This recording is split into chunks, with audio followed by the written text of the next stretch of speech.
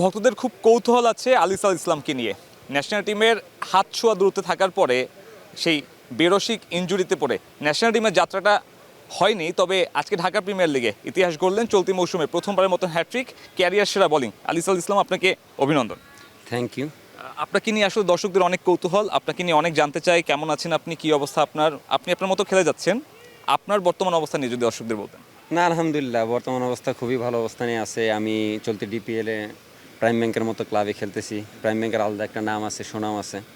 তো আর team staff থেকে শুরু করে, সাপোর্টিং স্টাফ থেকে শুরু করে, team coach, management, everybody is fantastic.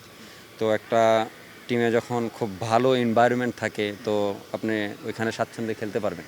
So আমি চেষ্টা করি আমার সেরাটা দিয়ে খেলার। তো মাঠে আসি, এটাই আলহামদুলিল্লাহ।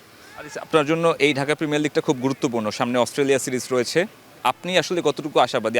না, অ্যাকচুয়ালি ওইটা সিলেক্টরদের হাতে কিংবা বাংলাদেশ ক্রিকেট বোর্ডের হাতে, ওইটা নিয়ে আমি কোনো টেনশন করতেছি না বা ওইটা নিয়ে কোনো প্যানিকের ভিতরও নাই। আমি ওইটা নিয়ে চিন্তাই করতেছি না। ওটা যা হবে, যখন ন্যাশনাল ডিউটিতে যাব তখন ন্যাশনাল টিমটা সার্ভ করার চেষ্টা করব। এখন ঢাকা প্রিমিয়ার লিগ খেলতেছি প্রাইম ব্যাংকে, তো আমি আমার সেরাটা দিয়ে চেষ্টা করি মাঠের ভিতরে থাকার। 4 ম্যাচে 15 উইকেট, আজকে হ্যাট্রিক করলেন। আলিসাল ইসলামের আশেপাশে কাউকে দেখা যাচ্ছে না। আপনি আপনার নিজের পারফরমেন্স নিয়ে কতটুকু সন্তুষ্ট? না, আলহামদুলিল্লাহ সোফার আপনি যখন প্রাইম ব্যাংক আমাকে, যখন আমি ইনজুরিতে ছিলাম তো তখন আমাকে কোনো টিম আসলে কোনো রকম যোগাযোগও করতেছিল না। বাট প্রাইম ব্যাংক কিন্তু আমাকে ওই আস্থাটা রাখে আমার উপর তখন আমাকে নেওয়ার জন্য করছে। তো তারা চায় যেন আমি তাদের টিমে ম্যাচ জিতাই। অনেক প্লেয়ারের কেরিয়ার নষ্ট হয়ে গেছে ইনজুরিতে পড়ার পর, স্পেশালি আমার মতো যখন ইনজুরিতে দুইটা বড় ইনজুরি, দুইটা সার্জারির ভিতরে যাইতে হয়েছে। তো এটা অনেক টাফ, বাট আমি নিজেকে মেন্টালি অনেক সাপোর্টিভ বা মেন্টালি অনেক স্ট্রং রাখার চেষ্টা করি। তো ইনশাল্লাহ মাঠে বারবার ফিরবো। একদম শেষ প্রশ্ন, অস্ট্রেলিয়া সিরিজের নিয়ে নিজের আসলে ভেতরের প্রত্যাশাটা কি, আপনার জন্য কতটুকু গুরুত্বপূর্ণ? না, আসলে ডিপিএল শুরুর আগে এরকম কোনো চিন্তাই করতেছিলাম না। আমার ডিপিএল শুরুর আগে আমি 2 বছর পর আসলে ডিপিএল খেলতেছি। অ্যাকচুয়ালি আমি 2টা সিজন খেলি নাই, ডিপিএল ইনজুরির কারণে খেলতে পারিনি।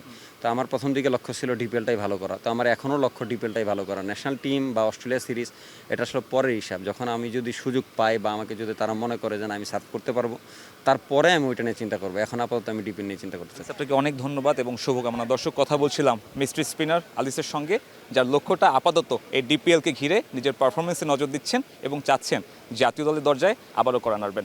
সাব্বির মিথুন, সময় সংবাদ, ঢাকা।